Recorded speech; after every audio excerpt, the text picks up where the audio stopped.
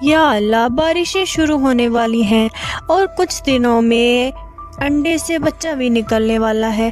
میں کیا کروں گی؟ میں نے تو کوئی گھر ہی نہیں بنایا اپنا۔ اب میں انڈے کا خیال رکھوں یا گھر بناؤں؟ چڑیا اسی فکر میں دوسرے پرندوں کے پاس جاتی ہے کہ شاید کوئی اسے اپنے گھر کو رکھ لے۔ وہ اپنے گھر کی تلاش میں نکل جاتی ہے۔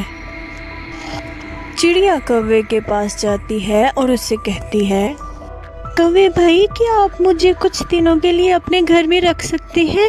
بارشیں آنے والی ہیں اور میرا بچہ بیمار ہو جائے گا۔ کوا کہتا ہے،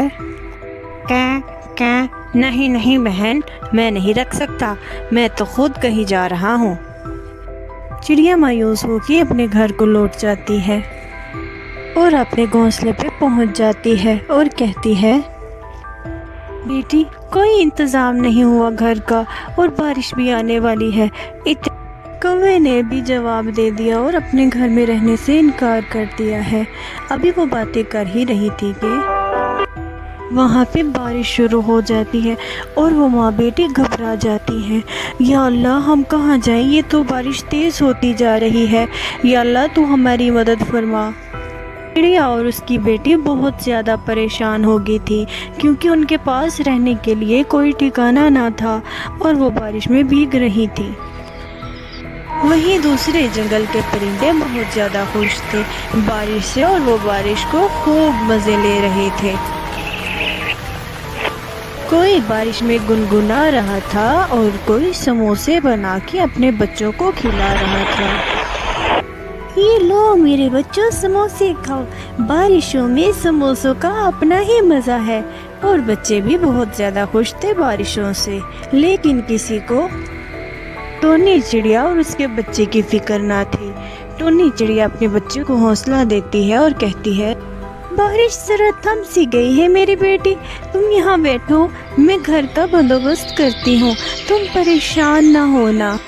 یہ کہہ کے ٹونی چڑیا اپنی بہن سونو چڑیا کے گھر جو جاتی ہے اور وہ گھر پہ جاتی ہے اور اس کا دروازہ کھٹکھٹاتی ہے، لیکن سونو چڑیا اپنے گھر میں موجود نہیں ہوتی ہے اور ٹونی چڑیا مایوس ہو کے کوے کے پاس چلی جاتی ہے۔